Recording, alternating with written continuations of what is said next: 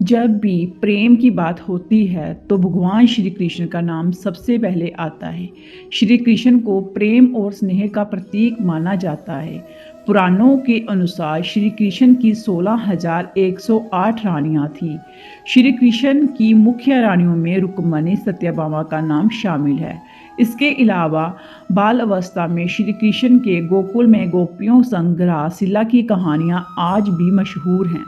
हल्की सभी को प्रेम और स्नेह का पाठ पढ़ाने वाले श्री कृष्ण का नाम सिर्फ राधा रानी के साथ ही लिया जाता है। हर कोई प्रभु कृष्ण के नाम जाप करते समय राधे श्याम का उच्चारण करता है। भले ही उनकी 16,108 रानियां थी, लेकिन जब प्रेम की मिसाल दी जाती है तो श्री कृष्ण और राधा का प्रेम सबसे ऊपर होता है। श्री कृष्ण और राधा की प्रेम कहानियां पीढ़ी दर पीढ़ी सुनने को मिलती हैं, लेकिन जब भी राधा रानी और श्री कृष्ण के प्रेम का जिक्र होता है तो ये सवाल जरूर मन में उठता है कि जब दोनों के बीच में इतना प्रेम था तो कृष्ण ने राधा से विवाह क्यों नहीं किया। 16,108 रानियों में से एक राधा क्यों नहीं थी। पद्म पुराण के मुताबिक राधा वृषभानु नाम के एक गोप की पुत्री थी। कुछ विद्वान मानते हैं कि राधा का जन्म जमुना नदी के पास स्थित थरावल गांव में हुआ था। बाद में उनके पिता बरसाना में आकर बस गए थे। हल्की कुछ लोगों का ये मानना है कि राधा का जन्म बरसाना में ही हुआ था। बरसाना में राधा जी को लाडली कहा जाता था। ब्रह्मवैवर्त पुराण के अनुसार राधा जी कृष्ण से 4 साल बड़ी थी और उनकी मित्र थी। राधा जी से जुड़ी कई अन्य मान्यताएं भी हैं। ब्रह्मवैवर्त पुराण के अनुसार राधा का विवाह रायन नाम के व्यक्ति से हुआ था, जो कि माता यशोदा के भाई थे। जनी रिश्ते में राधा श्री कृष्ण की मामी लगती थी। हालांकि अन्य पुराणों में ऐसा जिक्र नहीं मिलता। मान्यता है कि जब श्री कृष्ण 8 साल के थे तो उनकी मुलाकात राधा से हुई, जो कि 12 साल की थी। श्री राधा कृष्ण से प्रेम करने लगी।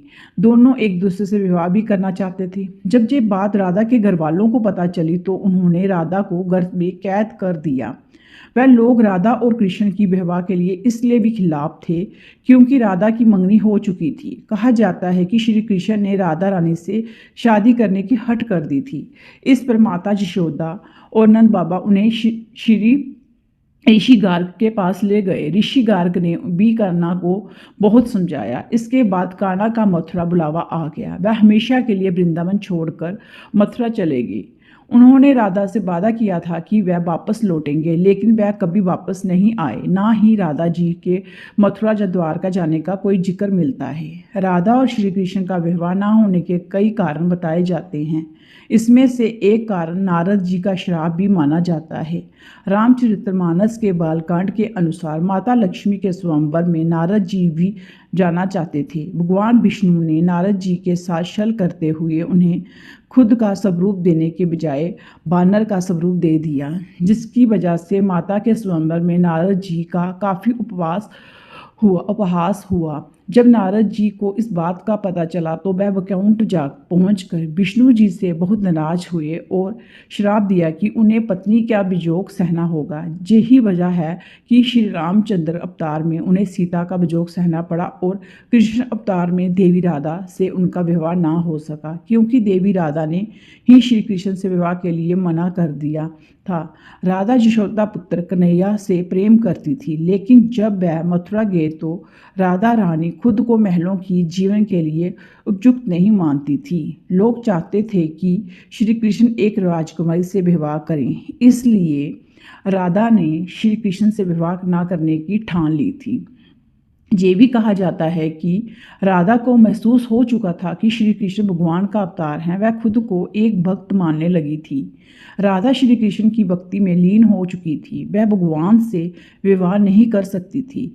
भगवान श्री कृष्ण की शरारतों, उनकी लीलाओं, छल, सभी कुछ मनुष्य के लिए कोई ना कोई सीख ही थी।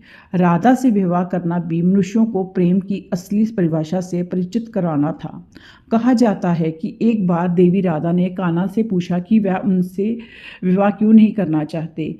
इस पर श्री कृष्ण ने कहा कि कोई अपनी आत्मा से विवाह करता है क्या? श्री कृष्ण राधा को खुद से अलग नहीं बल्कि अपना ही अस्तित्व मानते थे। वह मनुष्यों को ये सीख देना चाहते थे कि प्रेम भौतिक संबंध से नहीं बल्कि आध्यात्मिक प्रकृति है। प्रेम और विवाह एक दूसरे से अलग नहीं। जैसे राधा कृष्ण बिना विवाह 20 सदियों से एक ही है। जहाँ कृष्ण का नाम है वहाँ राधा का स्मरण स्वाभाविक है। राधे राधे।